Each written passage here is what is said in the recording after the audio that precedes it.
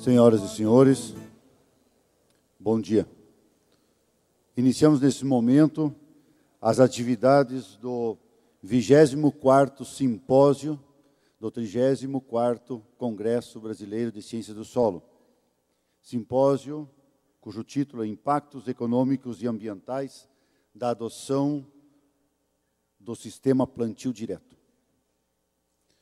Eu gostaria de solicitar, se assim concordarem comigo, que o pessoal que estiver mais ao fundo desse nosso recinto pudesse chegar mais próximo. Eu tenho certeza que os palestrantes sentir-se-ão bem mais à vontade, vendo um público mais concentrado, próximo do seu ângulo de visão. Os que puderem fazer isso, já agradeço antecipadamente. Para fazer as suas considerações, então eu chamo o professor Ricardo Rallich, que leciona mecanização agrícola para os cursos de graduação em agronomia e zootecnia da Universidade Estadual de Londrina. Atua também nos programas de pós-graduação em agronomia e bioenergia desta universidade. Coordena as disciplinas de relação máquina-solo-planta, plantio direto, energia e bioenergia. Atua em projetos de pesquisa nas áreas de perfil cultural e condicionamento estrutural do solo, qualidade das operações agrícolas e combustíveis alternativos.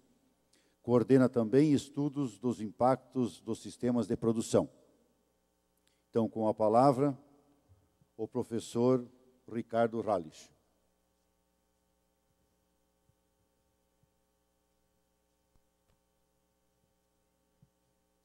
O professor Ricardo Rallich também esqueceu de colocar no seu currículo que ele é secretário da Federação Brasileira do Plantio Direto na Palha. Muito bom dia para todos, é um prazer estar aqui. Acho que participar desse evento foi muito gratificante, tem sido muito gratificante, e pela qualidade das palestras, pelos temas abordados, pelo próprio tema central do evento, que me parece bastante pertinente, pelo tema que foi proposto para essa apresentação, que também ele é desafiador, e foi esse aspecto desafiador que me levou a optar por fazê-la, ao invés de sugerir que uma outra pessoa fizesse, talvez com mais qualidade ou mais volume de informações do que eu mesmo, mas é um tema que eu tenho abordado em alguns contextos, e eu optei por fazê-lo, essa participação, justamente para incluir nesse temário e nessa discussão.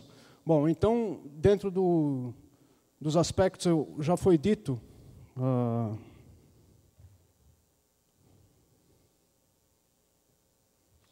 a minha linha de pesquisa e de atividade acadêmica, ela está baseada na mecanização agrícola. Eu tive, na história da mecanização agrícola, um interesse bastante grande pelos aspectos das operações de preparo do solo, no início da minha carreira acadêmica, e esse fato me levou a me aperfeiçoar nos aspectos do solo.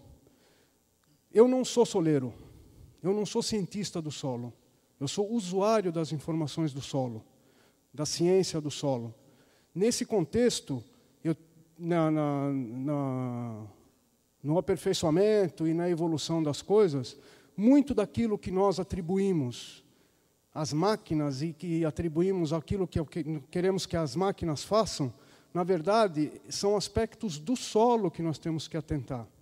Então, eu estou colocando como usuário dessa ciência, e eu tive que me aperfeiçoar nisso, e foi muito gratificante isso, porque ampliou um leque, um horizonte muito grande. Então, partindo desse princípio, eu acabei analisando os aspectos do impacto das operações agrícolas no solo, no meio ambiente, e isso, obviamente, foi ampliando, e eu digo que eu atuo bastante nos impactos dos sistemas de produção, impactos positivos, impactos negativos, impactos ambientais, econômicos e sociais. Eu não faço tudo isso sozinho, óbvio, então faço parte de uma equipe de professores da universidade, mas também de outras instituições que nós atuamos com parcerias mais próximas, né? Então, a federação está colocada aqui, que eu também atuo na federação como uma assessoria técnica, digamos assim, tá? E é nesse contexto da federação que eu quero incluir alguns aspectos dessa participação. Por que do contexto da federação? Porque a federação é uma entidade representativa de agricultores.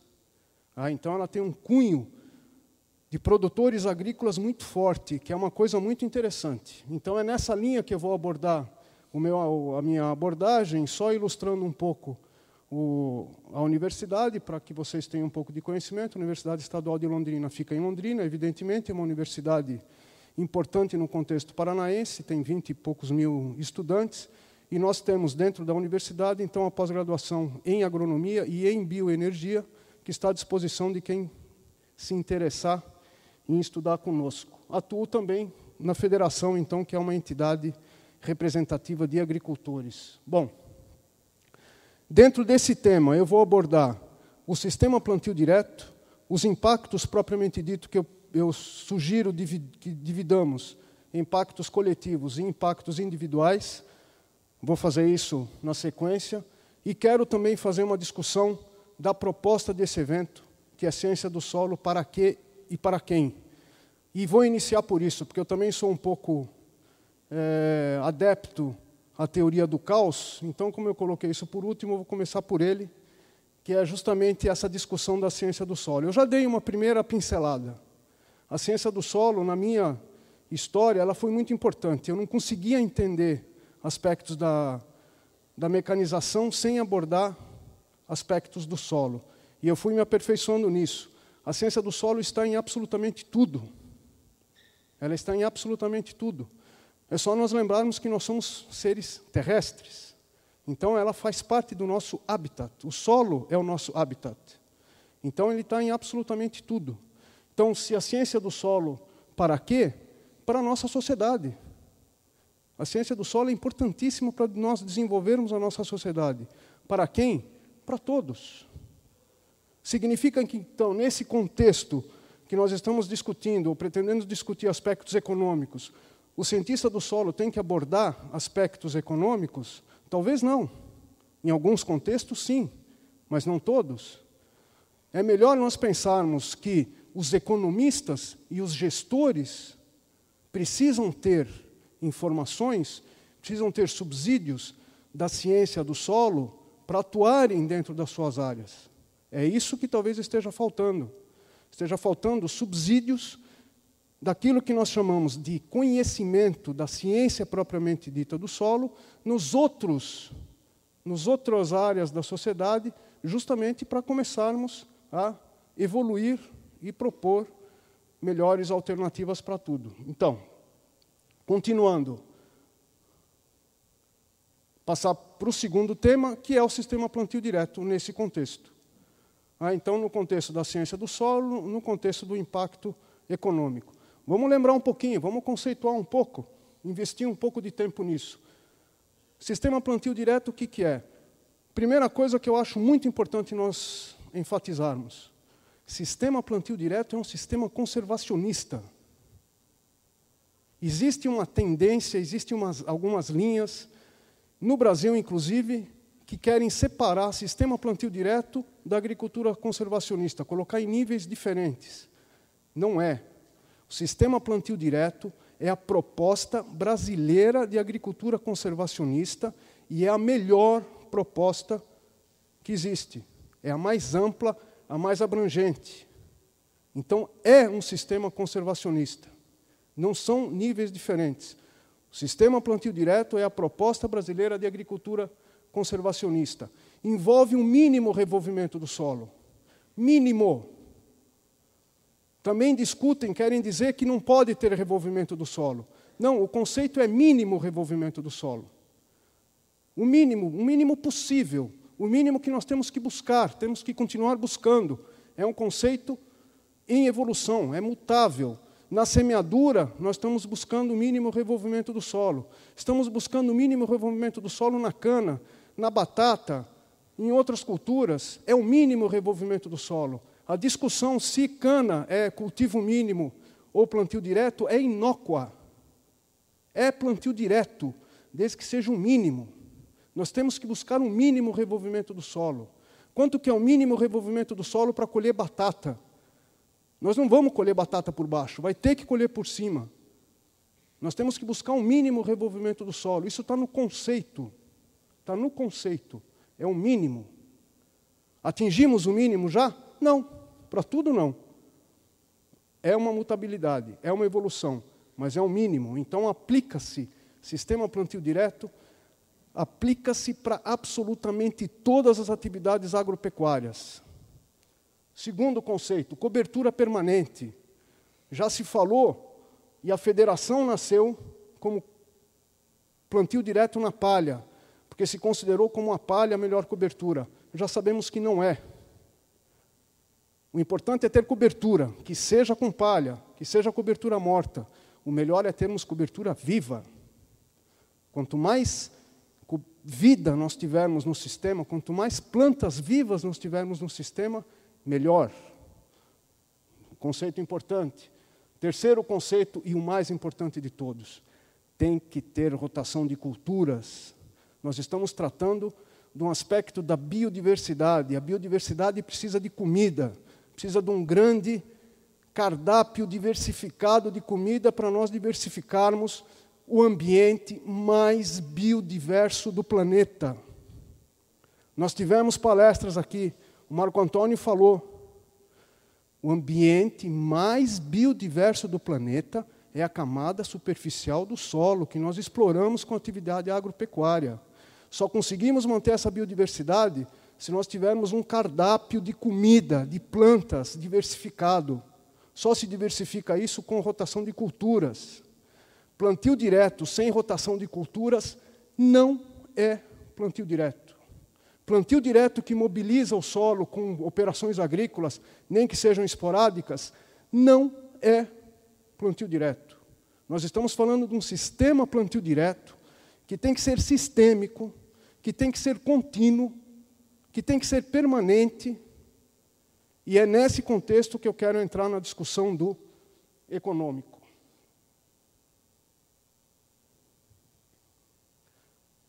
Por quê? Porque a agricultura e o plantio direto acontecem nesse ambiente, certo?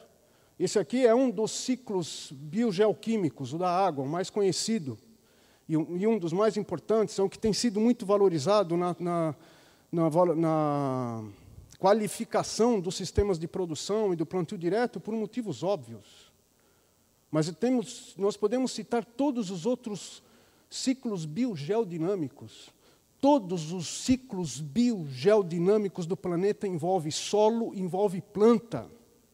Tem que ter solo e tem que ter planta, que é o ambiente da atividade agropecuária, que é o ambiente do plantio direto.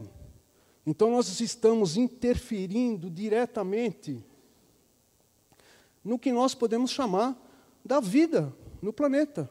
A atividade agropecuária é justamente essa exploração. Bom, e aí nós nos preocupamos com a paisagem, e temos que nos preocupar. Como é que funcionam as concentrações urbanas? Como é que funcionam as concentrações e as atividades industriais, que são concentrações que são importantes, que são impactantes, mas a atividade agropecuária também impacta. E pior, a atividade agropecuária, ela é muito difusa na paisagem. Então, não adianta nós, como sociedade brasileira, nos preocuparmos só com a mata ciliar. Ela é importante, é importantíssima. Gustavo nos mostrou, Selma nos mostrou, nesse evento, importantíssimo, mas sozinho não faz nada.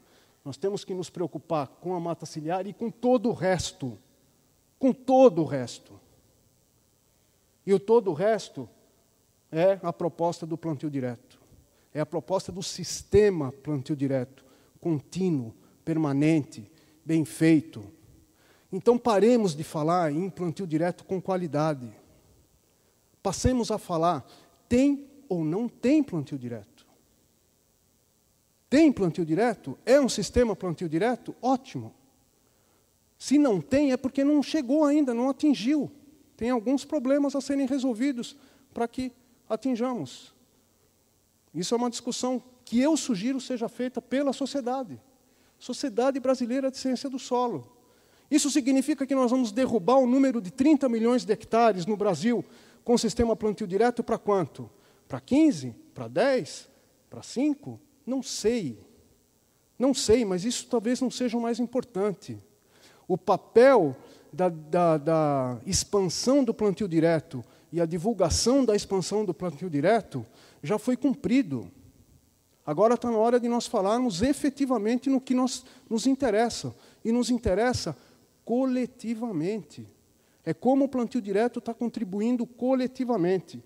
Portanto, eu quero enfatizar para vocês que toda essa importância do sistema na preservação do ambiente, na manutenção das atividades, na sustentabilidade, que, aliás, a única atividade que poderá vir a ser sustentável, conceitualmente falando, será a atividade agropecuária brasileira, com essa evolução que nós estamos prevendo que vai acontecer.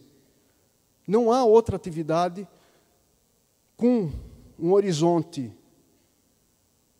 tão próximo para atingir, de fato, a sustentabilidade. Conservação ambiental, viabilidade econômica e justiça social. Nós já temos? Não temos. Poderemos ter? Poderemos ter. Nós vamos discutir, talvez, alguns aspectos aqui. Onde acontece tudo isso? Aonde acontece tudo isso? Acontece aqui, na superfície do solo. A camada mais biodiversa, o ambiente mais biodiverso do planeta, o ambiente em que a atividade agropecuária explora, o ambiente mais impactado por erros da atividade agropecuária, da intensificação da atividade agropecuária. Discutimos muito nesse evento efeitos da intensificação. Discutimos em Londrina, num evento organizado pelo Grupo Paranaense de Ciência do Solo, sobre isso também. Então, é uma coisa importante. Como é que estão esses impactos? Como é que nós estamos lidando com essa intensificação da atividade agropecuária? Por que está acontecendo isso? Por que nós temos retorno? Falaram aqui, hoje, de manhã, estamos retornando. O Milton da Veiga comentou rapidamente, nós temos retrocessos. Por que esses retrocessos estão acontecendo? Uma suspeita, uma abordagem minha, ela é econômica. Ela é econômica. Ela não tem ciência do solo nessa história. Ela tem um aspecto econômico que está sendo supervalorizado. E por que isso está acontecendo? Por que nós estamos esquecendo esse ambiente aqui? Por que a atividade agropecuária que explora a subsuperfície tem uma lógica diferente das atividades que exploram o subsolo? Por que o subsolo é do governo, não é particular, e a subsuperfície é particular e não é do governo? Por que a sociedade não discute isso? Por que nós exploramos a subsuperfície, impactamos a subsuperfície, e isso é absolutamente de livre-arbítrio? É livre-arbítrio. O agricultor faz o que ele quiser com isso. Ele é dono disso.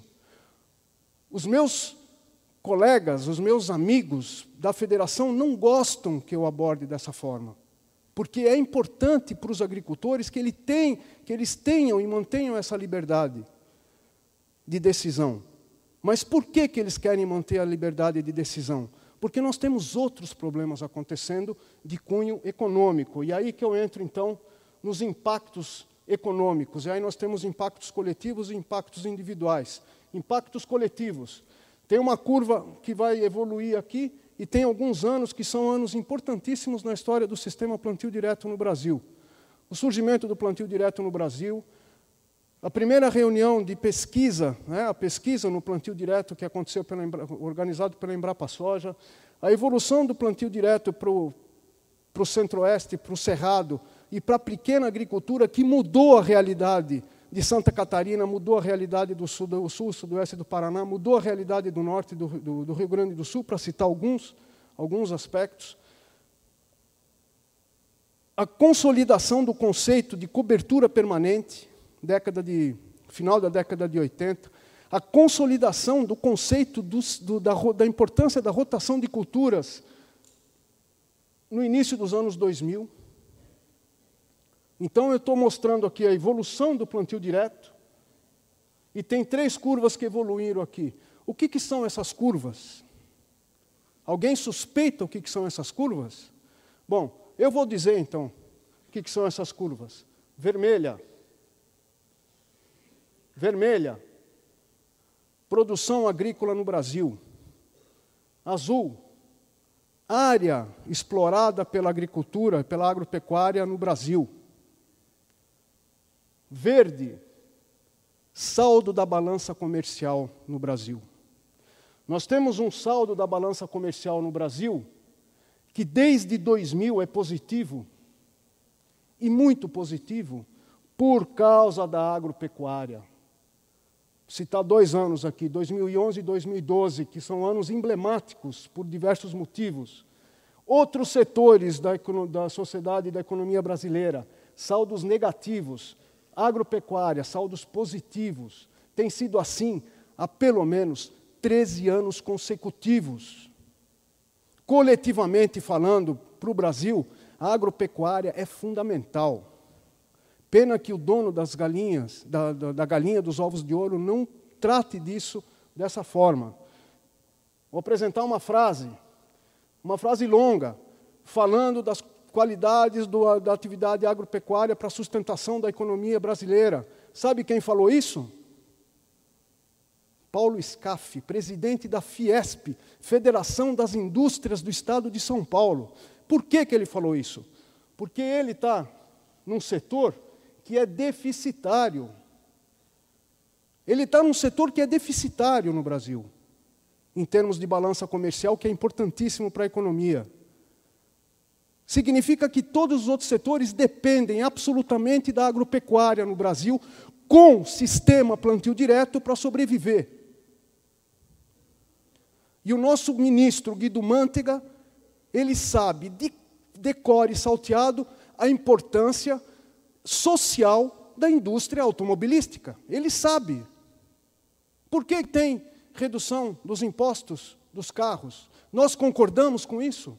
A Sociedade Brasileira de Ciência do Solo concorda com isso? Será que essa é a forma de nós lidarmos com a nossa economia?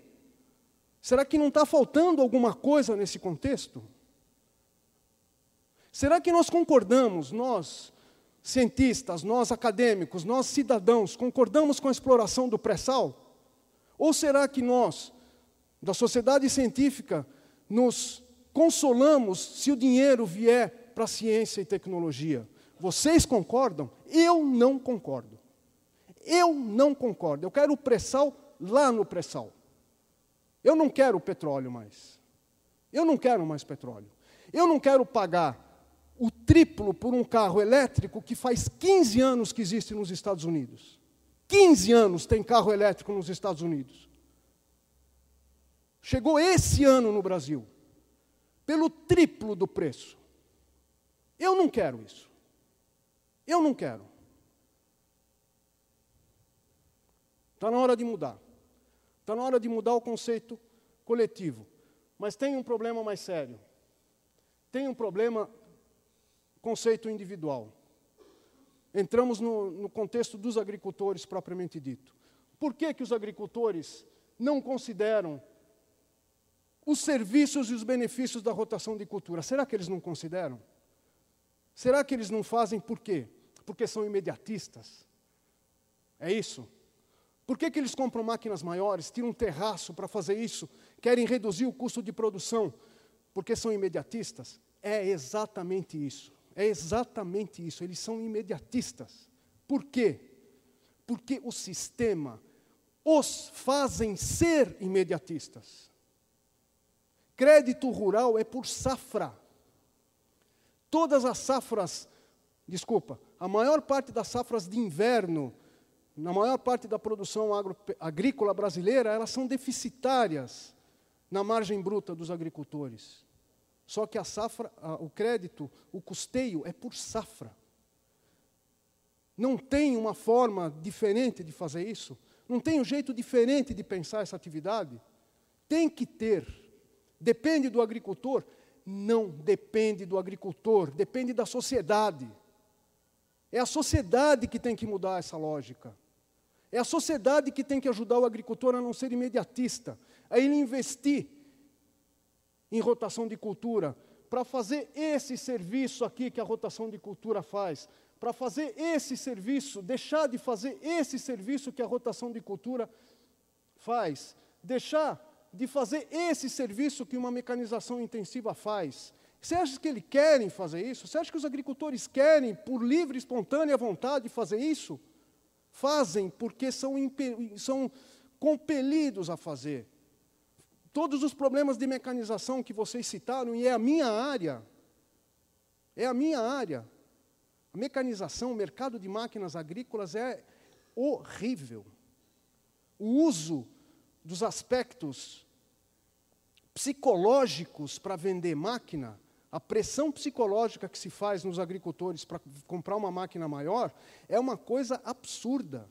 Todos nós gostamos de ter um carro potente, todos nós gostamos de ter um carro moderno, todos nós gostamos de chegar em algum lugar com um carro que nos dê status. O agricultor é gente, ele sofre das mesmas fraquezas. Comprar uma máquina grande, comprar uma máquina nova, etc., é esse mesmo aspecto. O mercado de máquinas explora isso direto. Tem ciência nisso? Não tem absolutamente nenhuma ciência. Conversou-se, se eu não me engano, na palestra do Gerd, abordou-se rapidamente a mecanização da colheita da cana. A mecanização da colheita da cana, que é uma alternativa, é a melhor alternativa, ela é uma vergonha. É uma vergonha. O projeto das colhedoras de cana é um projeto antiquíssimo, é de 1935. Essa tecnologia está completamente paga. As indústrias não querem absolutamente pensar em investir em ciência e tecnologia para isso. Não querem mudar essa lógica. Quem que vai mudar essa lógica? Como que nós vamos mudar essa lógica? Temos que mudar essa lógica. Tem que mudar essa lógica. Nós temos que começar a fazer com que a agricultura preste serviços ambientais e valorizar isso, valorar isso. Tá? Isso aqui é um exemplo, fazendo análise das estruturas. Um plantio direto só se torna plantio direto depois de 8 anos. Tem dados da Embrapa Soja a partir de 10 anos. Só a partir de 10 anos que a coisa começa a reverter, que começa a transformar em redução de custo de produção, estabilidade de produção, de produtividade. 10 anos. Nós não plantamos uma árvore na nossa calçada porque nós temos pressa. E o agricultor tem que esperar 10 anos para o investimento dele começar a surtir efeito para um benefício nosso, da sociedade. E a sociedade não está falando nada sobre isso, não está trazendo soluções. Então, a minha participação aqui é com esse alerta. Nós precisamos começar a repensar isso tudo. Nós precisamos pensar como que isso acontece com grandes produtores e pequenos produtores. Não é uma lógica completamente diferente. Os custos de produção são completamente diferentes. Os impactos no ambiente econômico são completamente diferentes. Tem que ser tratado de uma forma diferente. Tem todo o trabalho de rede de referência. O Rafael está aqui na frente, representando o IAPAR, que coordena esse trabalho, que é um trabalho maravilhoso, que faz todo a análise da margem bruta das diferentes realidades, diferentes sistemas de produção, mostrando essas coisas. Está disponível, está à disposição. Precisamos usar isso, precisamos tratar diferentemente. Precisamos que a agricultura preste este serviço da agricultura.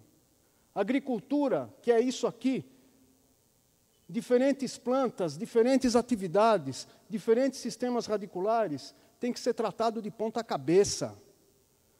Agricultor tem que ser produtor de raiz. Tendo raiz, não vai precisar de escarificador, não vai precisar de arado, não vai precisar de mais nada. Quem vai fazer tudo isso são as raízes. As raízes fazem isso, máquina não faz. Máquina não resolve nenhum problema, só causam mais problemas. A gente usa a máquina porque não temos uma outra alternativa, em algumas circunstâncias. Quem faz tudo isso é a planta. Então nós temos que pensar nisso. Quem produz raiz, o resto é consequência. Só que não é fácil. Não é fácil. Eu lido com agricultores, lido com a federação, a gente discute isso. É uma situação bastante complicada. São imediatistas? São. Quais são os agricultores que fazem rotação de cultura? E eu tenho um levantamento disso que eu não posso colocar como um dado, porque não concluímos ainda. São os agricultores que trabalham com recursos próprios. O agricultor que saiu do banco, que investe em recurso próprio, faz rotação de cultura. Quem trabalha com banco, não faz. Por quê? Por quê? Nós precisamos repensar isso. Precisamos mudar alguma coisa. Como? Então, ciência do solo, para quê e para quem? Para fechar. Discutiu-se isso na abertura. Algumas evoluções que nós precisamos na nossa sociedade. Eu vou ler, das coisas que foram faladas na abertura, que foram bem interessantes, eu vou tirar uma. Sistema de licitação para compra. Tem que acabar com isso. É o melhor jeito de gastar mal o dinheiro. É o melhor jeito de gastar mal o dinheiro é para o sistema de licitação pública. Tem que mudar. Tem que mudar. Não é só para a agricultura, é para absolutamente tudo. Não é só para a pesquisa, é para absolutamente tudo. É o melhor jeito de corromper. São os sistemas de licitação que nós temos. Tem que mudar, tem que acabar. Tem que acabar com essa cena aqui que é... A fotografia é horrível, não é? É horrível, ela é horrível mesmo. Isso aqui é a barra do Porto de Paranaguá. Tem 40 navios parados na barra de Paranaguá. Hoje, essa foto é de 3 dias atrás. Hoje tem 40 navios parados na barra de Paranaguá, esperando o berço para poder carregar e descarregar. Quem que paga isso? Nós pagamos, nós. O frete de produto agrícola, de soja e milho no Brasil, é o dobro dos Estados Unidos. É 40%, 50% mais caro que o da Argentina. Por quê? Lógico, nós temos que pagar isso. Tem que mudar. Tem que mudar. Tem que mudar como? Minha proposta. Foi apresentado o Bolshoi na abertura. O que foi falado quando apresentou o Bolshoi? É um orgulho dos russos. O Bolshoi é um orgulho dos russos e significa grande. Nós temos que ter uma grandiosidade para nos orgulharmos no Brasil. Qual poderia ser? Atividade agropecuária baseada num sistema conservacionista que é modelo para o mundo inteiro. Sistema plantio direto, bem feito. Esse pode ser o nosso Bolshoi. E essa é a minha proposta final. Muito obrigado.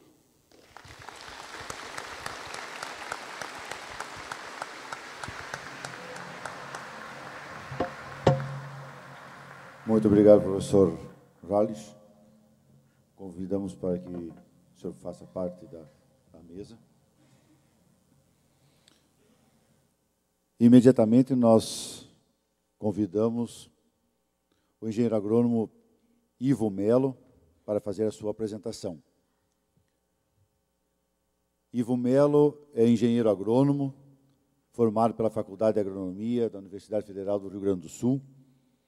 É diretor executivo foi diretor executivo da Federação Brasileira de Plantio Direto e Irrigação, conselheiro titular da categoria Irrigantes do Conselho Nacional de Recursos Hídricos, é diretor técnico da Fundação IRGA e conselheiro do Instituto Rio Grandense do Arroz, presidente do Comitê de Gerenciamento da Bacia Hidrográfica do Rio Ibicuí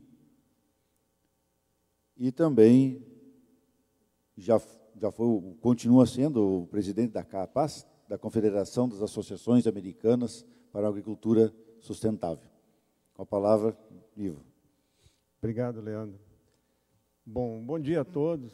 Em primeiro lugar, eu queria dizer da satisfação de poder ter sido convidado, mesmo que foi para substituir, eu fui regra 3 aqui, né? Vocês virem no caderno aí, era para estar aqui o Cícero Blay fazendo essa apresentação aí, que ele me pediu para fazer por, né, achar que era mais conveniente que a gente fizesse. Então, né, a satisfação de poder estar aqui no Congresso Brasileiro de Ciência do Solo, eu sempre sonhei em vir no Congresso, que satisfação de poder ter sido convidado para poder trazer algumas informações, tomara que elas sirvam para alguma coisa, né? E eu vou contar, né, a história. Vocês veem que esse simpósio, o Simpósio 24, né, ele tem essa história de impactos econômicos e ambientais da adoção do sistema plantio direto. E até era para a gente ter falado antes, mas depois que o Heilich apresentou a forma e a abordagem que ele ia colocar, eu disse, não, faz você primeiro, que nós entramos depois para fazer uma coisa mais específica, né? Porque, na realidade, o que a gente desenvolveu aí nos últimos anos com a Itaipu Binacional, né, não é alguma coisa pronta do jeito que sugere o título, né? Quer dizer, impactos ambientais da adoção do sistema plantio direto na bacia de captação da Itaipu Binacional. Mas, né, eu acho que a provocação da organização do evento, ela é exatamente no sentido de dizer assim, olha, tem alguma coisa acontecendo lá naquele rincão do planeta lá, né, e que parece que é interessante. Então, eu vim aqui exatamente, né, nesse simpósio aí que está tratando dos impactos ambientais e econômicos do sistema plantio direto no agronegócio, no sistema de produção agropecuário, né, a gente está trazendo, então, uma experiência com a Itaipu Binacional, né, que eu vou passar a contar um pouco da história disso para vocês. Tá? Então, eu vou falar da introdução, o histórico disso aí, a metodologia de avaliação da qualidade do sistema plantio direto e alguns desafios, algumas provocações, já que a provocação, o Congresso aqui é uma provocação, né? Ele é ciência do solo para quê e para quem, né? Então, vamos lá. É óbvio que a Itaipu, né, foi atrás do sistema plantio direto por causa disso, né? Eles foram buscar, isso aí são coisas antigas aí que a gente utiliza, né? Muitos de vocês que estão nessa sala geraram esses gráficos, esses números. Aqui o Novembro Vermelho, lá em 1978, aí, alguns dados econômicos aí que o professor Flávio Weltz me repassou, né? É óbvio, né, que a Itaipu veio para o sistema plantio direto por causa disso. E aí eu não tenho nenhum fato, nenhuma foto sobre esse negócio, mas botei aqui o Nuno Pereira, que muitos de vocês conhecem, e o Herbert, né, o Herbert Bart e o Nuno Pereira, que os dois são fundadores do plantio direto, são fundadores da federação. Nos anos 90, os dois procuraram a Itaipu Binacional para explicar o que era o sistema plantio direto e o que acontecia. E dessa reunião que o Nono, inclusive, que apresentou, né, isso aqui já é uma evolução, já é uma publicação da revista Veja, no final dos anos 90, onde, o início dos anos desse século, né, onde a Itaipu já colocava, né, que os sedimentos que aconteciam no início lá da construção da hidrelétrica, né, eles estavam na ordem de 45 milhões aqui.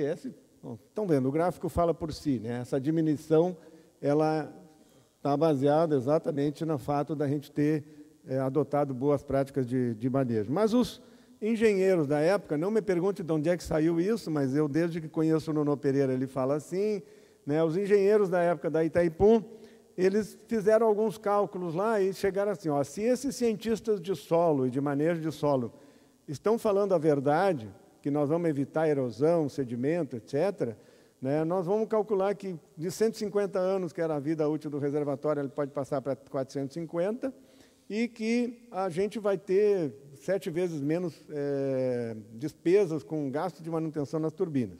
Tá? Bom, isso foi feito na época, né, e por isso, então, a Itaipu, esses foram vários dos motivos que a Itaipu investiu nesse processo.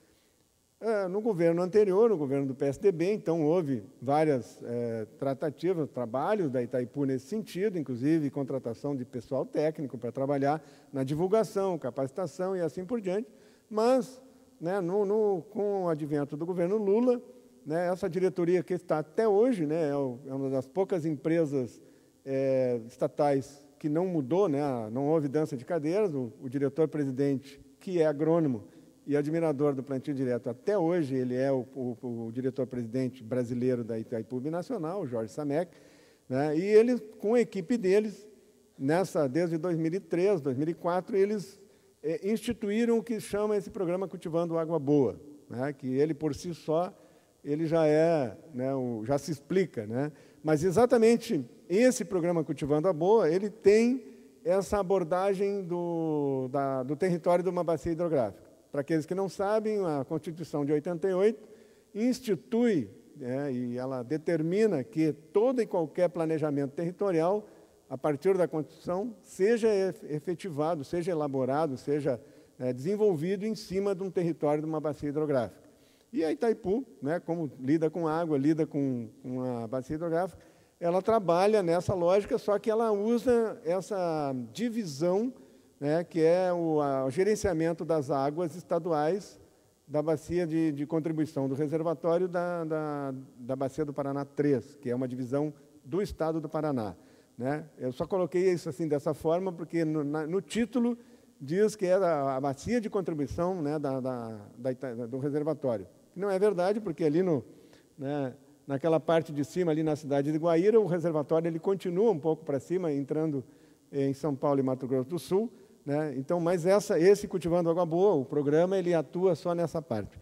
E aqui, agora, no outro gráfico, vocês podem ver a mesma noção da bacia hidrográfica, do Paraná 3, mas com as divisões municipais. São 29 municípios que são parte da bacia do Paraná 3, e é onde se desenvolve o Cultivando Água Boa, que tem um programa amplo, em que todas as áreas possíveis e imagináveis, pelo menos onde eles tiveram energia para poder colocar algum trabalho, desenvolver algum projeto, tem várias áreas de trabalho, onde é um programa ambiental, social, econômico, tentando abranger várias áreas de atuação que possam impactar na qualidade e na quantidade da água do reservatório, e que uma delas é o sistema plantio direto.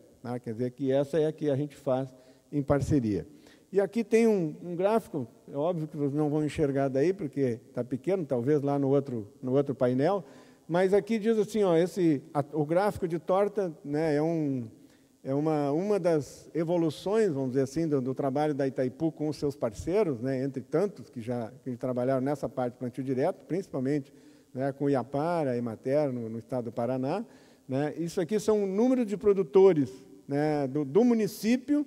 O que está em verde é aqueles que têm plantio direto, o que está em marrom, o cultivo mínimo, e o que está na cor mais clara, convencional. Então, analisando esse gráfico aqui, que praticamente é verde e marrom, dá para dizer que plantio direto está em todas as áreas, está bastante desenvolvido e bastante adotado em todas as áreas. Mas o pessoal começou a ver que aquilo que os engenheiros calcularam em 96, 97, não estava condizendo com a verdade, porque com toda essa taxa de adoção do plantio direto, continuava chegando sedimentos, e aí é a história que nos pediram para falar aqui, dos impactos ambientais do sistema de plantio direto. Aquilo que se esperava que acontecesse com a adoção de plantio direto na bacia de contribuição, não aconteceu nas medições. A Itaipu tem várias situações de medição de sedimentologia, etc., e aquilo que deveria estar aparecendo pela taxa de adoção de plantio direto não aparecia.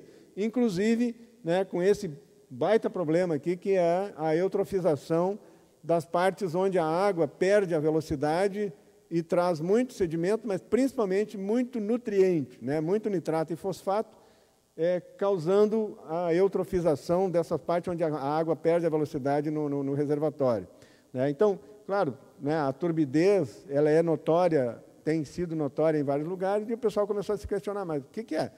Tem 90%, 80%, 90%, 95% de adoção de plantio direto, e a gente continua tendo os problemas. O que está acontecendo?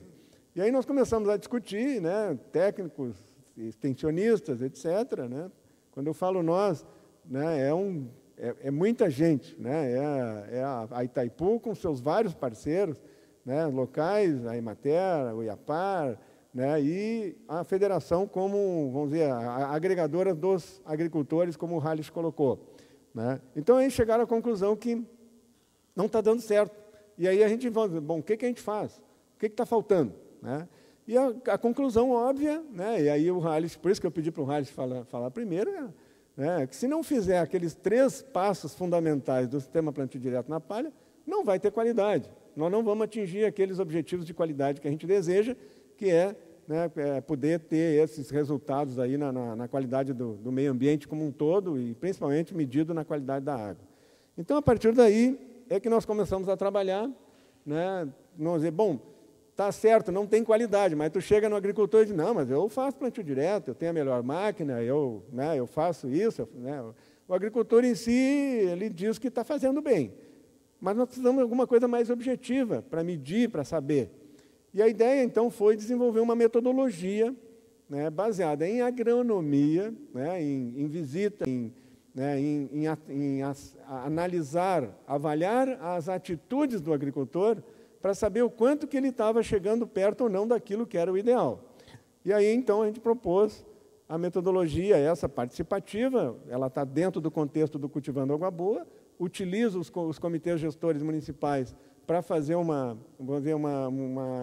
divisão, repartir com a sociedade da bacia hidrográfica, do município, todas as ações que a gente vem fazendo e construir em conjunto para que haja exatamente uma parte da governança social. Né?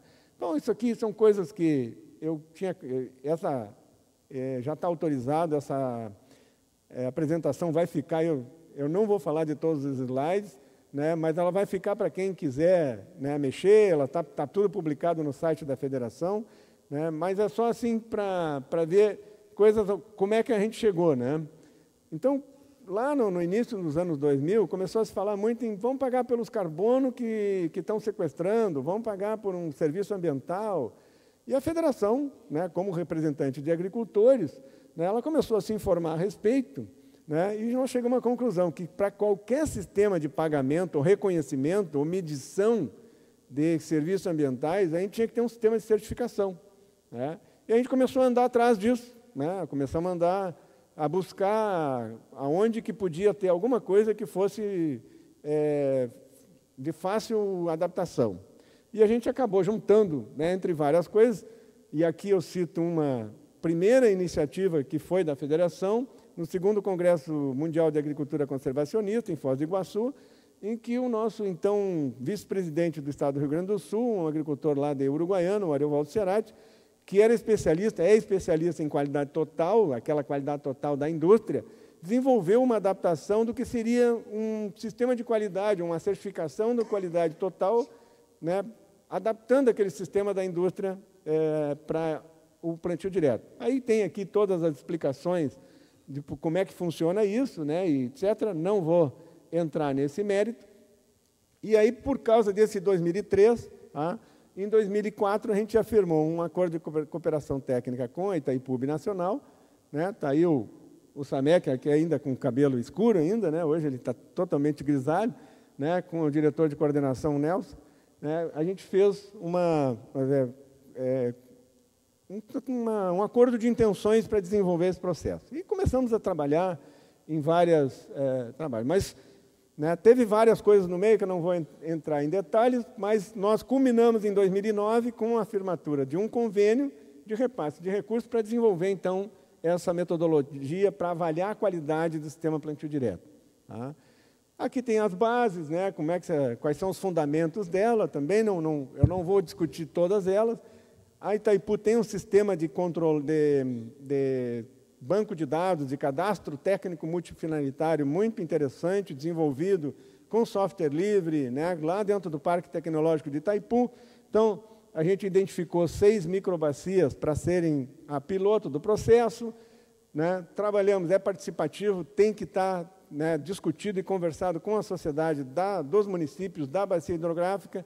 Então, todo o programa, né, contou com a sensibilização e participação dos comitês gestores. Né? Bom, fomos indo, fizemos alguns levantamentos, né, baseados para saber aquilo que o Halles falou, né, porque para ter algum efeito legal tem que ter 8 anos de plantio direto. Né? Aí aqui, esse aí, um dos levantamentos que nós fizemos antes de propor a metodologia, foi exatamente qual era o tempo de plantio direto e quanto tempo sem mexer, né? Porque tem gente que passa 3, 4 anos, dá uma mexidinha, sola, não sei o que e tal, e considera que já está 15 anos no plantio direto. Mas, né, isso que o Hales colocou tem algumas nuances, alguns detalhes aí que acabam não ajudando. Então, toda essa fase em que a gente trabalhou, eu vou ir direto agora, né, no que a gente diz do participativo, né, que é talvez isso aqui que seja, vamos dizer, a espinha dorsal do sistema, né? Bom, se eu vou medir, se eu preciso de um indicador, o indicador ele mede, ele indica, ele dá uma noção de tamanho, né? Então a gente precisava ter um indicador, e um indicador que conseguisse dar a proporção da qualidade do plantio direto. Bom, mas plantio direto está dividido no quê? Né? O que é? E aí nós elegemos, a partir da conversa com os agricultores, com as lideranças locais, elegemos o que a gente chamou de cesta de indicadores, estão eles aí todos listados, e em cima desse, né, com o grupo de produtores, nós desenvolvemos, vamos lá, nós desenvolvemos uma proposta inicial de planilha de pontuação, e pontuação e ranqueamento. Quer dizer, eu vou comparar o agricultor, o Ivo, com o Hales, né, para saber se o Ivo faz melhor ou pior que o Hales. Bom, mas eu vou usar o que de benchmarking? Né? Eu vou usar o que, né, o que é o bom, o que é o ótimo. Graças a esses tantos trabalhos, né, Rafael, desenvolvidos nos últimos anos, né, em 2007 foi publicado, né, esse livro que chama o Sistema Plantio Direto com Qualidade, né, que ele, com o IAPAR e acho que com a ajuda da Emater também, né, todos os sistemas de lá, mas uma publicação do IAPAR, né, foi publicado todo e qualquer... Qual é a melhor forma de eu fazer o plantio direto com qualidade? Aí nós usamos isso como Bíblia, né, para dizer, bom, o plantio, a melhor forma de fazer plantio direto, a rotação de cultura, a melhor rotação, a melhor forma de usar a máquina, o melhor, né, menos distúrbio de solo, a gente usou como Bíblia, né, e fizemos, então, a proposta de pontuação. Eu vou passar vários slides agora, que para quem quiser vai estar disponível, que diz assim, exatamente como é que a gente faz, como é que a gente calcula, né, como é que a gente tira o coelhinho da cartola. Tá?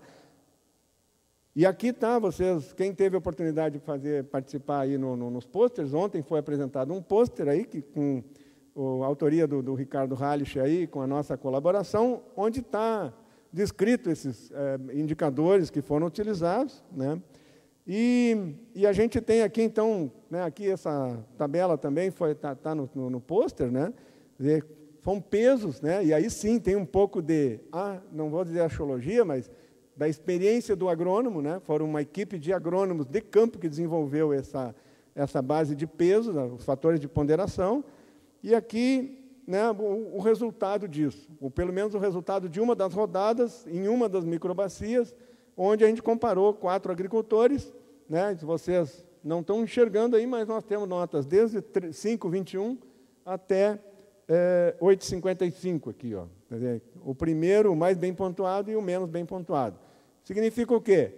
Né? É aquele agricultor que está com 50% do que está escrito no livro, né? Que ele, através desse sistema de cálculo dessa pontuação, a gente visita o agricultor, em 20 minutos, no máximo meia hora, a gente aplica um questionário, e esse questionário, automaticamente, pelas respostas, ele infere numa nota em cada um daqueles agricultores. O questionário é todo ele feito para que evite o máximo possível de interpretação de quem está fazendo, pode ser ele mesmo responder, o próprio agricultor. Está disponível na internet isso, né? Serve para a Bacia do Paraná 3, né? Ainda estamos pensando em desenvolver para outros lugares, porque, claro, as condições de clima e solo são características do local, né? Mas exatamente o que a gente conseguiu fazer aqui é dizer assim, bom, o Rafael tem uma nota muito melhor que o Ivo, né? Então, vamos ver lá, por que o Rafael tem melhor e por que o Ivo tem pior, e aí isso te dá a chance... É uma ferramenta que te dá a chance de poder trabalhar todas essas coisas. Então, como eu disse aqui, tem toda a lógica de cálculo, né? Como é que a gente pega a resposta e transforma na nota, né? Tem toda a lógica de cálculo disso aqui, né? Isso está tudo explicado e disponível para baixar na internet, nesse manual do usuário, né? Que é no site da federação, está aí. Bom, e aí que o importante de tudo isso é que essa planilha, além dessa pontuação e do ranqueamento, vamos dizer, a colocação daquele agricultor em relação aos seus colegas na bacia ou na região, né, ela faz a definição de pontos a melhorar, quer dizer, ela avalia e identifica que, com o laudo, quando a gente roda o programa, o agrônomo, o técnico ou o próprio agricultor, ele recebe um laudo, né, dizendo onde é que ele é forte, onde é que ele está bem e onde é que ele está precisando melhorar.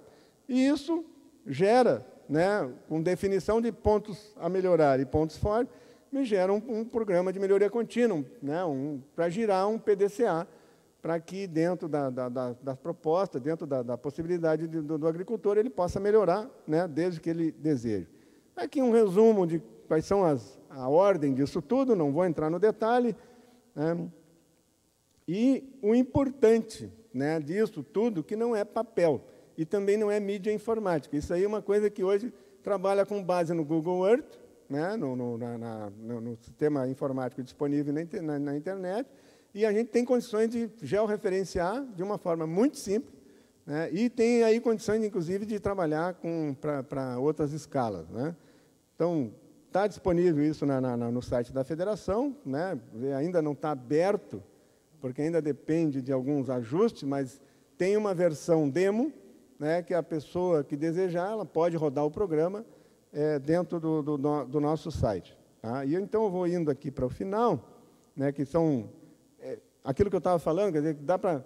Imagine a ferramenta de gestão, né, para um comitê de bacia, para né, a pessoa que está avaliando a ocupação do solo, etc. Aqui, nesse caso aqui, só tem 3 propriedades, né?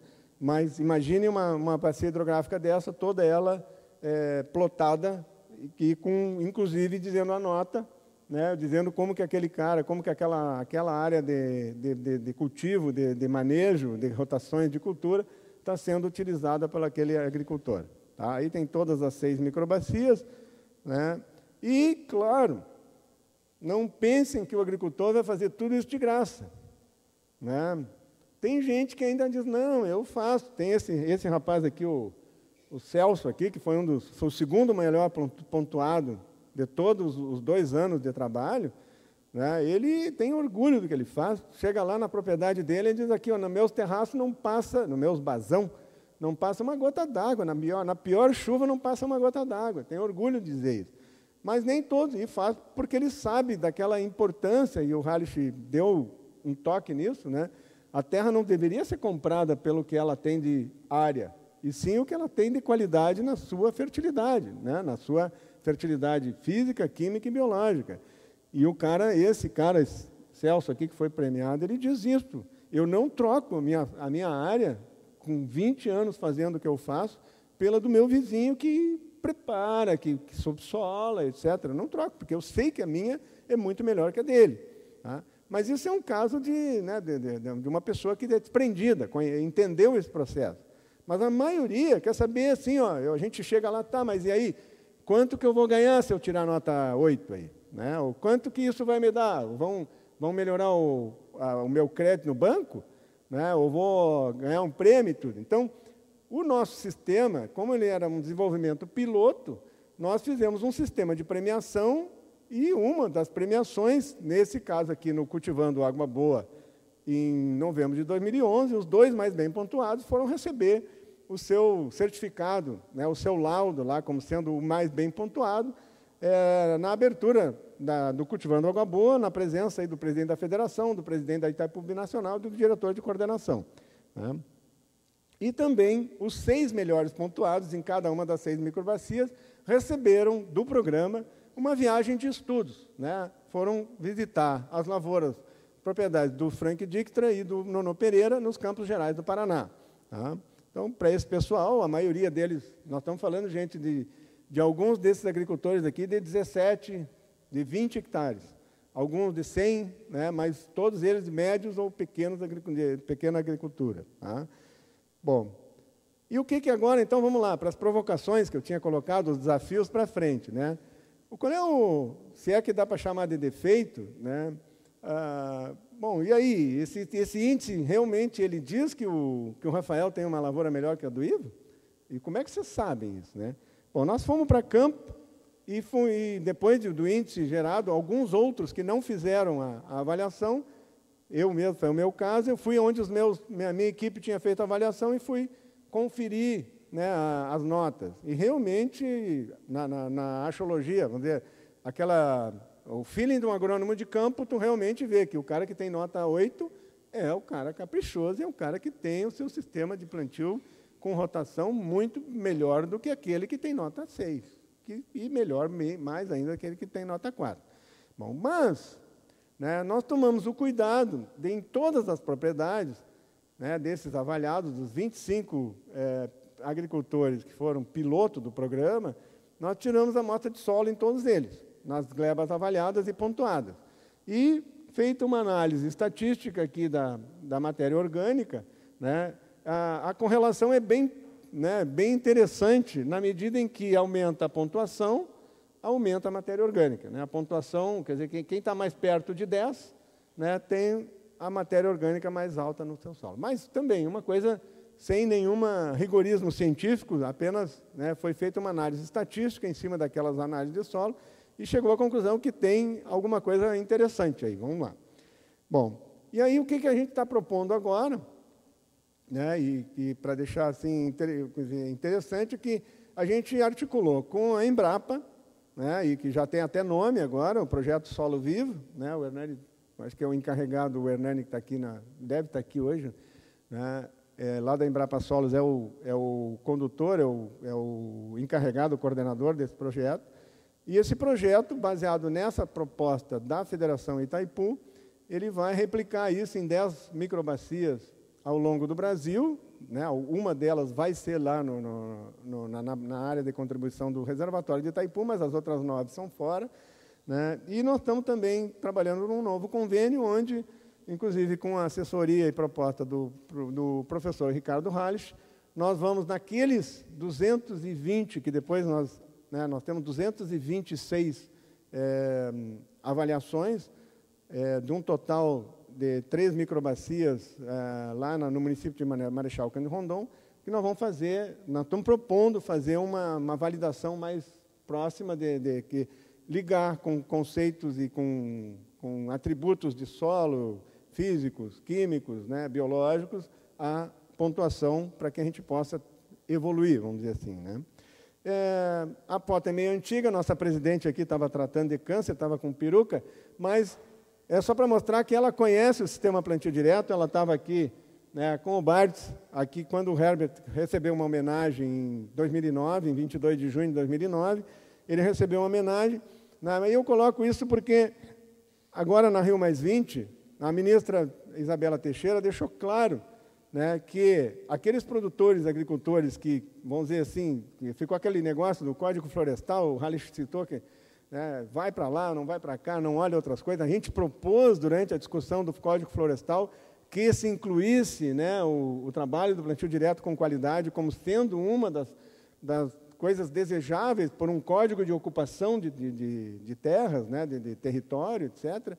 Não foi aceito, etc., né, mas foi acenado, e inclusive a gente está acompanhando a tramitação, né, existe um projeto de lei que está, inclusive, juntando várias ideias do Executivo para instituir uma política nacional de serviços ambientais, né, e que, fatalmente, se tiver uma política de pagamento por serviço ambiental, eu não vou poder pagar para qualquer um. Não basta simplesmente dizer eu faço plantio direto e receber, né, se é que o plantio direto vai ser elegido como uma boa prática agrícola, que pode ser paga a quem está utilizando o plantio direto e fazendo os benefícios que decorrem dele para o meio ambiente, para a sociedade, né, se realmente isso for aceito dentro da legislação, dentro do que vai se construir, né, a gente tem que medir, né? Eu não imagino assim que simplesmente dizer assim, o cara diz que faz plantio direto e está fazendo coisas que não deveria, planta soja todo ano, não faz rotação e assim por diante. Então, a gente imagina que a ferramenta, a metodologia, o índice, ele pode ser, né, claro que ainda a ser aperfeiçoado, ele pode ser um bom indicador para que uma futura política de pagamento de serviços ambientais o utilize. Então, aqui, só para demonstrar, isso aqui é uma bacia hidrográfica que junta 3 microbacias do programa Cultivando Água Boa, do cadastro técnico multifinalitário, que foi instituído há quase 10 anos atrás, lá como uma forma de ferramenta de gestão territorial, né? Essas 3 microbacias, então, do Curvado, do Ajuricaba e do Fundo, que formam o Rio Fundo, né? É uma bacia do tamanho que a Agência Nacional de Águas enxerga, né? Quer dizer, a Agência Nacional é a menor área de território que o sistema de gestão de recursos hídricos nacional enxerga. A gente tem, então, essa proposta de... Aqui nós temos esses 226 produtores que foram avaliados. Não é a totalidade, porque isso é voluntário. Nem todo mundo quer ser avaliado, nem todo mundo quer que a Itaipu, a federação, ou seja lá quem for, vá lá mexer nas suas coisas, mas é mais de 50% dos agricultores que nós temos avaliados somente das glebas de produção, né? E a gente quer trabalhar em cima, né, disso para que a gente possa ver o que a gente vai fazer para frente. E nós tínhamos feito de uma forma assim, vamos dizer assim, nós estamos avaliando a gleba, onde o agricultor está fazendo soja, milho, aveia, nabo, né, trigo. Nós não estamos avaliando a propriedade como um todo, né? Não é nossa intenção estar avaliando se tem a área de preservação permanente, reserva legal, porque esse não é o objetivo. O objetivo é avaliar aquela área de produção. Reserva legal, a APP é lei, cumpra-se, ponto, né? E claro que nós vamos poder medir no futuro, vamos dizer, aquilo que decorre de uma área de preservação permanente bem estabelecida e uma reserva legal bem estabelecida. Mas nós estamos medindo da gleba onde tem o manejo com o sistema plantio direto. Bom, mas o que a gente pode, no futuro, né? Por exemplo, você fala no sequestro de carbono, no mercado de carbono, mas para que escala, né? Vamos lá. Primeiro, vamos botar aqui, para que escala, que valores? Quando começou lá em 2000, ou no início do século, né, você falava em $30 por tonelada, $40 por tonelada. Vocês têm ideia de hoje quanto é que está o carbono que paga pelo protocolo de Kyoto? É menos de $10 por tonelada, né? Então, quer dizer, e um sistema que, quando se propôs, tinha um sistema de validação analítico muito caro, né? Então, é isso que nós queremos, né? A gente sabe que a sociedade cobra isso, né? Ela está cobrando, ela quer menos gás do efeito estufa, né? Quer que a gente mantenha melhor a biodiversidade, etc. Mas como é que nós medimos isso e transformamos isso numa coisa que possa ser utilizável, né? por gestores, por fazedores de política, né? Em relação à água, que é o assunto da moda, todo mundo diz que nós vamos brigar, vai ter guerra por água, né? Que agora vai ser o motivo das guerras vai ser a água, tá? Mas, pô, gente, a gente já é um desafio para nós todos, né?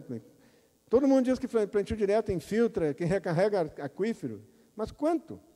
Quanto que o usuário da Casan, aqui de Santa Catarina, vai estar disposto a pagar, porque ele sabe que o agricultor montante da sua cidade, ali de Blumenau, por exemplo, né? Nem a Casan em Blumenau, né?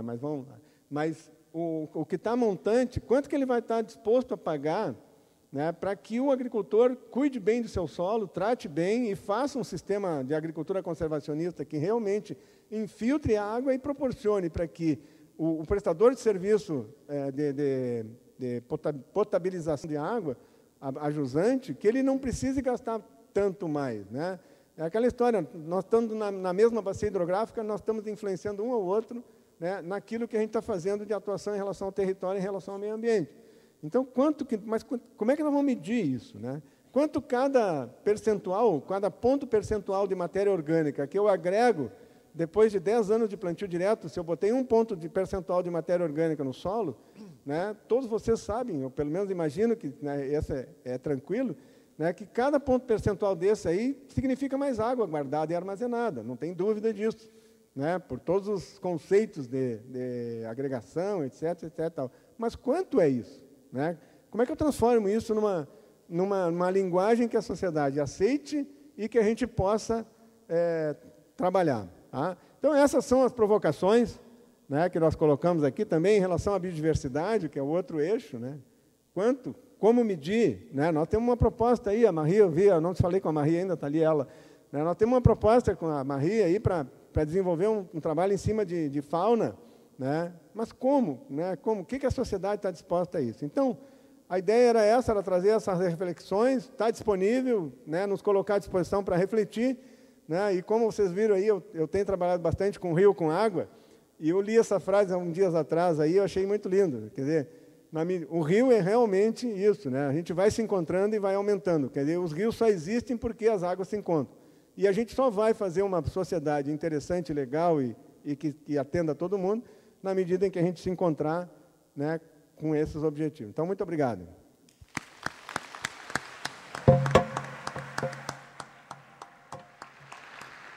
Obrigado, Ivo. Convidamos a fazer parte da mesa. Bom, antes de passarmos aos questionamentos, ou aos avisos paroquiais, a excursão técnica Mini RCC dos solos de altitude do litoral sul de Santa Catarina sairá no dia 2/8, sexta-feira, do Costão do Santinho, às 7 horas. O ônibus A, e às 7h30 o ônibus B. O embarque ocorrerá também nos hotéis conveniados. A lista com a relação dos nomes de cada ônibus está fixada no lado externo da Sala Graciosa. O retorno previsto para 3/8, sábado, às 21 horas, aqui no Costão.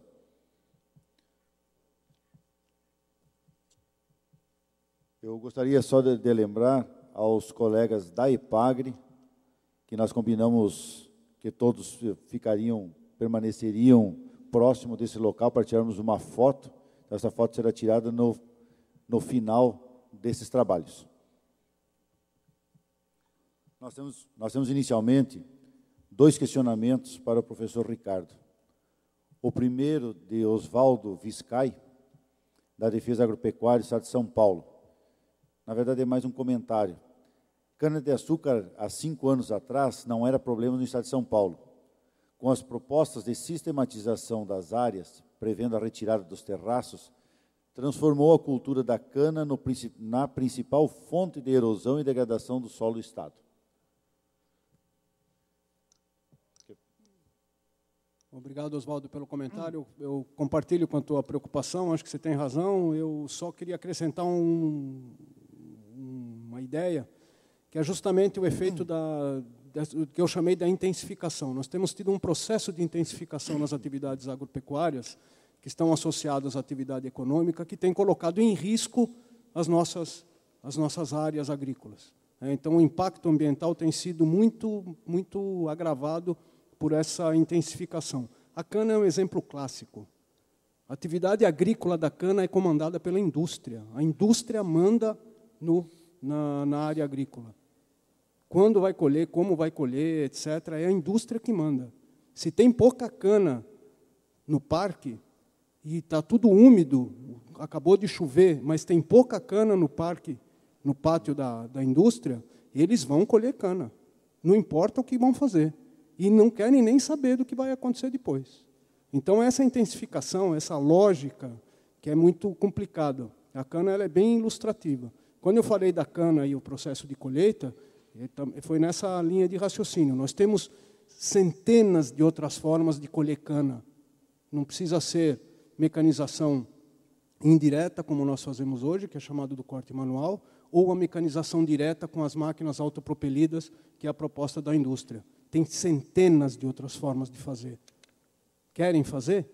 Está fácil. É só ver quem vai decidir por isso. Quem que vai influenciar nessa decisão.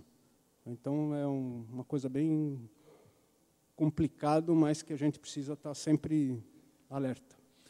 Bom, Ricardo, você puxou um assunto exatamente da segunda questão, encaminhado pelo professor Davi Pérez, do Instituto Federal do Rio Grande do Sul.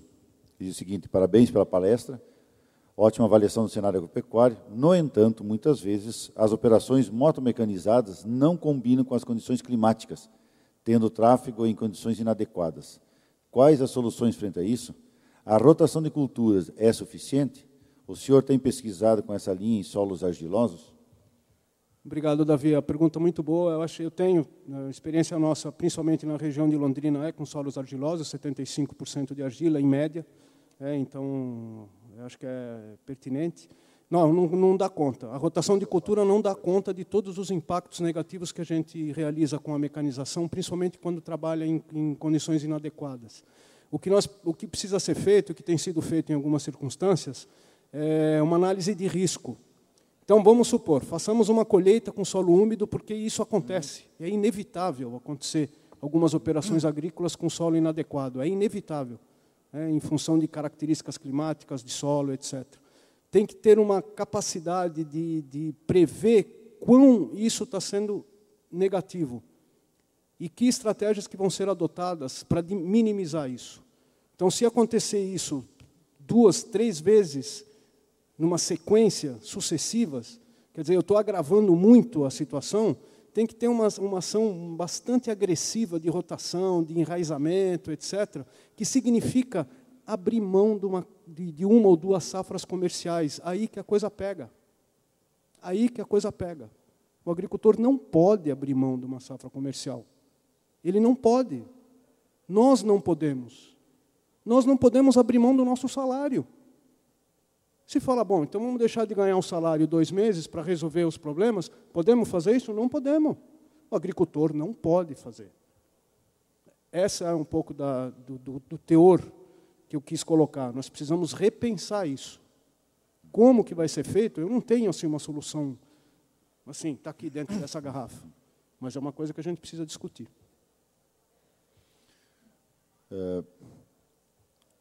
Uma pergunta, na verdade, trata-se só de uma sugestão do engenheiro agrônomo Alexandre Leite Rosa, do Banco do Brasil, para o Ivo. Ele diz o seguinte: a Sociedade Brasileira de Ciência do Solo deveria assumir a Política Nacional de Conservação dos Solos, pelo menos assumir uma proposta, e deveria também estimular iniciativas individuais semelhantes em todo o país. Parabéns. Gostaria de comentar algo a respeito, Ivo?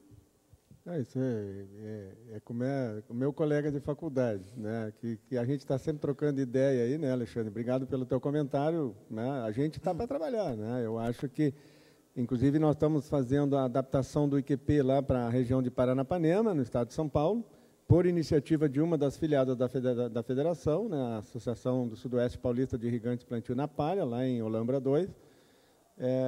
E tem outras instituições, outras ideias aí da gente fazer, mas isso custa, né? Então, quem sabe a Fundação Banco do Brasil, o Banco do Brasil não pode entrar num processo aí de custear algum desses processos aí, né? Vamos conversar, né, Alexandre? Muito obrigado pelo teu comentário.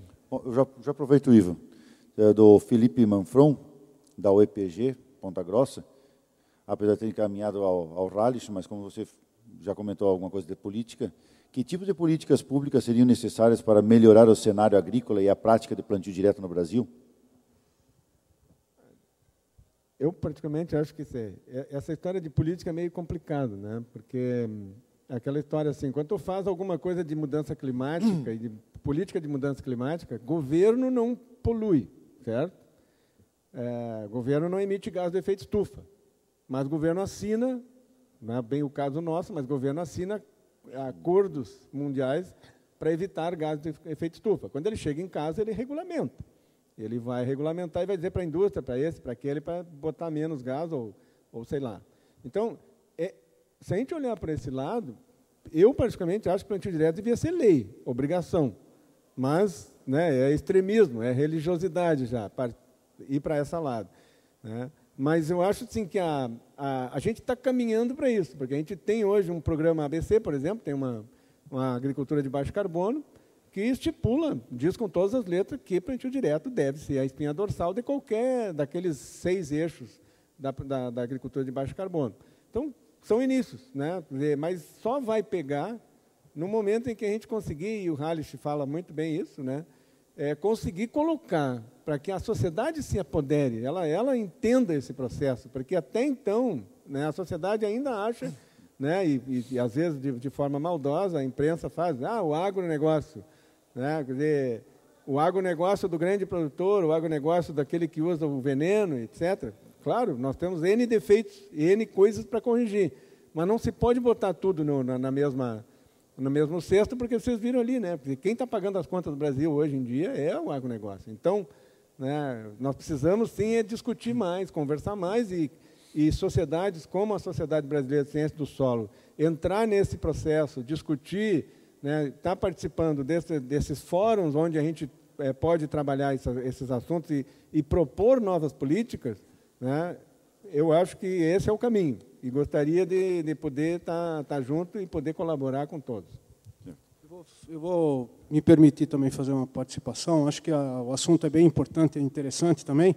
Nós tivemos já a chance de tentar propor algumas políticas, porque nós, até por uma circunstância muito interessante, o Ivo e eu estarmos juntos aqui. O Ivo é o ex-presidente da Câmara de Agricultura, a Câmara Temática de Agricultura Sustentável e Irrigação, que é uma câmara temática do Ministério da Agricultura, e eu sou o atual. Então, nós estamos juntos nessa coisa da discussão da política com o Ministério da Agricultura, etc. Já tentamos algumas vezes colocar algumas propostas de política com cunhos de médio e longo prazo, etc., esbarra não no Ministério da Agricultura, esbarra no Banco Central. Quando entram os técnicos do Banco Central para a parte de créditos, custeio, etc., a coisa barra, não para completamente. Certo, Ivo? Concorda? Então, é bastante complicado esse contexto da proposição de políticas. Não temos ainda conseguido achar um caminho efetivo. Do ponto de vista dos agricultores no contexto da federação, eles não querem crédito subsidiado, não querem nada disso.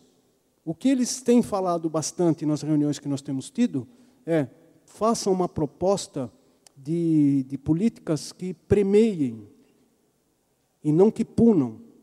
Não adianta punir o mau produtor, que não vai levar a nada e é caro. Tem que premiar o bom agricultor, através, aí sim, de linhas de crédito ou outras formas que são mais interessantes. Essa talvez seja uma política para a gente pensar. A política fugiu um termo agora. Do prêmio, do premiação, quem faz do prêmio. A coisa certa. Né? Aí, bom, desculpa, só para não deixar passar também do Alexandre, eu tenho tido com ele esses dias todos, ele tem tido algumas manifestações bem interessantes, e ele tem a conotação banco na sua atividade, e acho que é bem interessante as coisas que tem colocado, e eu acho que é uma área que a gente precisa explorar bastante ainda. Bom, eu vou me permitir fazer um breve comentário a respeito do seguinte.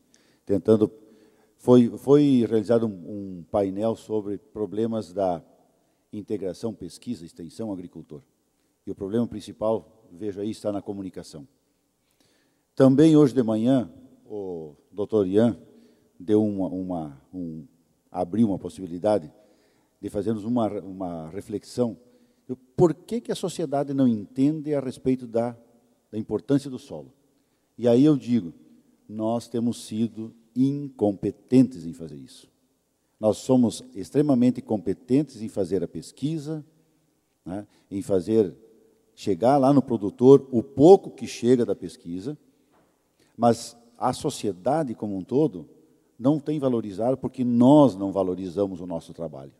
Não basta publicar na Qualizar, da melhor revista internacional, e não traduzir todos esses resultados para a compreensão daquele que não entende de ciência do solo. Continuar dizendo que o nosso planeta, 2/3 do planeta, é água, é a coisa mais errada possível. Esses dias me dei conta, nós estamos comparando medidas diferentes. 2/3 da superfície do planeta. Agora, se compararmos massa com massa, peso com peso, a água não representa quase nada sobre o total do peso do nosso planeta. Nós estamos levando informações erradas, porque as pessoas projetamos um planeta cheio d'água, e as pessoas dizem que não tem problema de água. O doutor Ian falou hoje, a importância, o solo é o maior reservatório de água. Eu diria mais, esses dias eu encontrei uma informação num site americano que colocava lá assim, ó, da água doce prontamente disponível na superfície, a maior quantidade dela está dentro do solo. E ela é quase 8 vezes maior do que toda a água que está contida nos rios. E nós não enxergamos isso. Como que nós vamos traduzir isso para aquele que está interessado na água e dizer que o solo é importante, é um importante componente do ciclo hidrológico? Quando nós falamos em recursos hídricos, os cursos, informações de recursos hídricos, raramente falam sobre o solo. É só a água, como se solo não existisse. Então, nós temos que buscar informações e traduzir essas informações. Esses dias eu fui ali no Dr. Google e coloquei lá Tropical Legumes, botei cover crops, e daí desceu de informações nos Estados Unidos. Entra em cada site de universidade americana, tem uma enormidade de informações de pesquisa e de extensão rural e para assistência técnica, disponível para baixar tudo o que quiser. Vamos nas nossas empresas para ver o que é que tem disponível. Aí a gente, vamos fazer de conta que nós não consultamos, que a gente não sabe nada. Aí nós passamos vergonha. E está exatamente aí. E é uma coisa que eu digo há muitos anos dentro da IPAGRE. Nós temos pesquisadores e nós temos extensionistas.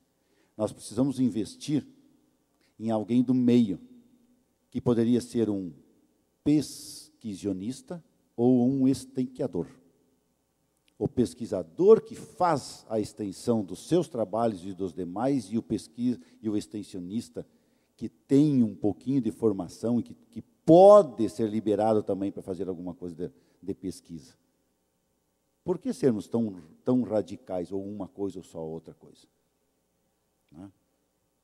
E aí vem uma resposta do Eros Francisco, da IPNI Brasil, que foi dirigida ao Ricardo, mas que eu vou tentar responder. Ele diz assim, não seria importante iniciar o trabalho de valorização do setor agropecuário fornecendo assistência técnica de qualidade?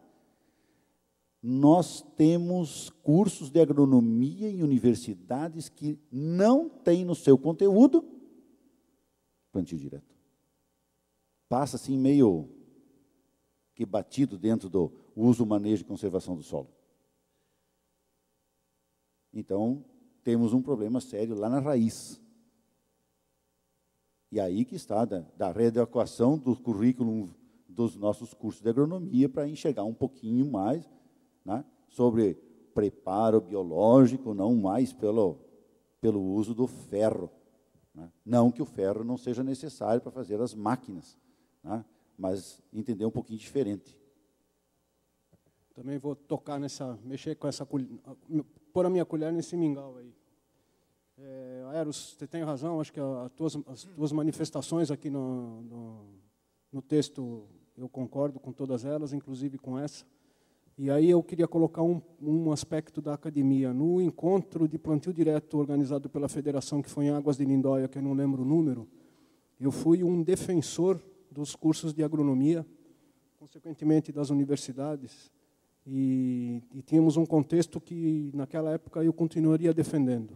Passados esses anos, que eu não sei quantos, que não me lembro agora, eu estou mudando um pouco de concepção.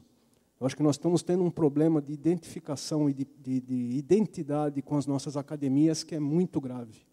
Então, para eu acrescentar uma preocupação a mais nessa da capacitação das pessoas, as nossas universidades deixaram de ser formadoras de gente para ser produtoras de paper. E nós estamos entrando nesse troço com uma velocidade preocupante. Não há nenhuma, desculpa o exagero, não há muita preocupação com a qualidade da formação das pessoas. Nós estamos preocupados, os nossos coordenadores, os nossos gestores, com a produção de artigos científicos. É um problema de quem? É um problema da CAPES? Não é. Não é. A CAPES estabelece um critério de avaliação. Se nós quisermos atender ao critério, atende, mas não precisa, ninguém obriga. Ela estabeleceu um critério. Isso é uma questão de reflexão. O que nós queremos, de fato, com a nossa academia. Bom, gente, em razão do avançado da hora, eu agradeço aqueles que encaminharam, faltaram 2 perguntas, mas quem quiser conversar mais a respeito, o Ivo permanece com a gente aqui, o Ricardo também, poderão entrar em contato também através do site da Federação Brasileira do Plantio Direto na Palha. Gostaríamos, então, uma salva de palmas para os nossos palestrantes. Gostaria de entregar, então, o certificado de participação como palestrante, o professor Ricardo Rallich. Muito obrigado, Ricardo. E também ao Ivo, agradecer pela disposição e parabéns pelo trabalho desenvolvido tanto na federação quanto agora nos projetos da federação com a Itaipu Nacional. Muito obrigado pela participação e até o início da tarde dos nossos trabalhos.